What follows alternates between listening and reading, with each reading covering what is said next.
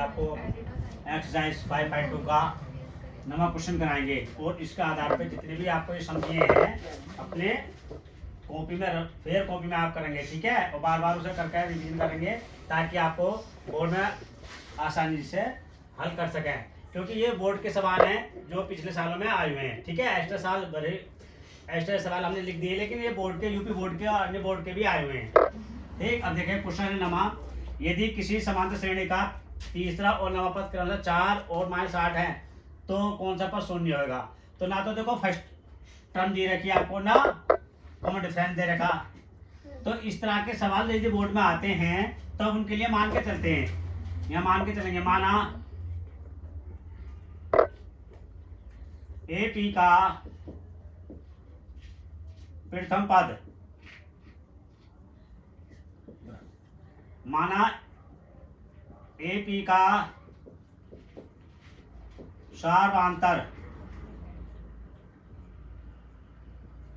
प्रथम शर्त देखो आपकी यहां से बनेगी, वो ये बात, ठीक है।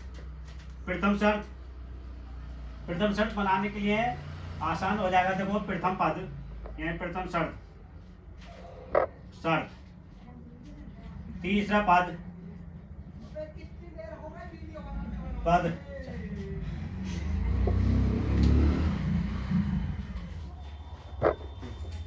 n बराबर 3 और ए एन बराबर 4। और आपका देखो ए प्लस एन -1 इंटू डी कितना है, तो ये 4 लिखेंगे भाई, और यहाँ ए है और 3 -1 इंटू डी, तो 4 is equal to A plus 2d, तो A plus 2d is equal to 4। समीकरण नंबर 1 हो गया, ये बंद कर दो इसे। अब दूसरी शर्त क्या है भाई, दूसरी शर्त आप यहाँ से देखेंगे। दूसरी शर्त कितना, नवा पद कितना है, -8 है। तो n बराबर कितना दे रखा भाई, n बराबर आपको 9 दे रखा, और ए एन कितना दे रखा, -8।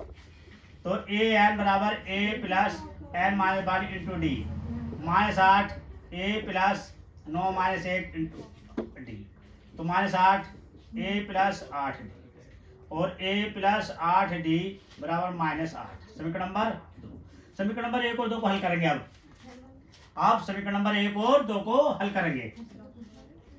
समीकरण नंबर 1, वे 2 को हल करने पर, आप देखें एक ए प्लस डी बराबर और ए प्लस 8d -8। समीकरण नंबर 1 ये 2 थी। अब देखो बेटा क्या करेंगे, इसको हल करेंगे। इसका गुणांक बराबर है, डी का गुणांक 8 है और यहाँ डी का गुणांक 2 है, अलग अलग है। अच्छा राशि भी अलग अलग है, 4 है या 8 है, इसलिए जो समान होते हैं उसे और गुणांक बराबर होते हैं।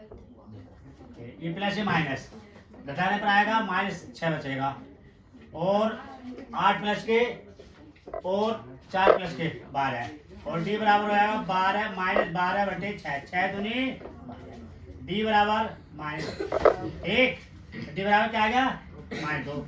डी का मान समीकरण नंबर 1 में रखने पर, जब 1 में रख लेंगे या 2 में रख लेंगे तो डी का मान आ जाएगा बेटा, तो ए का मान आ जाएगा। तो ए प्लस 2d बराबर 4 और ए प्लस 2 इंटू -2 बराबर 4, तो ए प्लस माइनस बराबर, तो ए इक्वल टू 4 प्लस कितना हो गया, 8 आ गया। अब ए की और डी की वैल्यू है, उसने पूछा कौन सा पद शून्य होगा, एन निकालना है। जब एन निकालना है तो देखो इसके लिए फिर देखो फार्मूला। अब ए एन बराबर ए प्लस एन -1 इंटू डी, तो इसका देखो ए एन, इसका मान निकालना, तो ये शून्य हो गया, तो ये हो गया 0 बराबर ए की वैल्यू कितनी है, ए की वैल्यू है 8 और प्लस एन -1 और डी की वैल्यू -2, तो 0 8 और ये प्लस माइनस क्या हो गया, माइनस लिखो, प्लस माइनस या माइनस हो जाएगा, 2 n -1, तो 8 इज इक्वल टू 2 और n -1, और n -1 बराबर हो जाएगा 8/2, इसे कैंसिल कर दिया 4 बार। अब n इज इक्वल टू क्या आ गया, n इज इक्वल टू -1 बराबर 4 और n बराबर 4 + 1 और n बराबर 5 आ गया। पांचवा पद जो होगा वो शून्य होगा। ठीक, क्या करा, पहली और दूसरी जो शर्त है उससे 2 समीकरण बना लिया हमने, बना ली, और दोनों शर्तों को क्या, दोनों समीकरणों को हल कर दिया, उन समीकरणों से a और d का मान प्राप्त कर लिया। फिर दोनों ने पूछा शून्य कौन सा पद शून्य होगा, an क्या है, शून्य है, इससे हमने n निकाल दिया। इस तरह के जितने भी सवाल हमने आपको दिए हैं वो आप हमें कमेंट बॉक्स में करके दिखाएंगे, और चैनल को अगली वीडियो के लिए क्या करेंगे, सब्सक्राइब करेंगे और वीडियो को लाइक करेंगे। Thank you.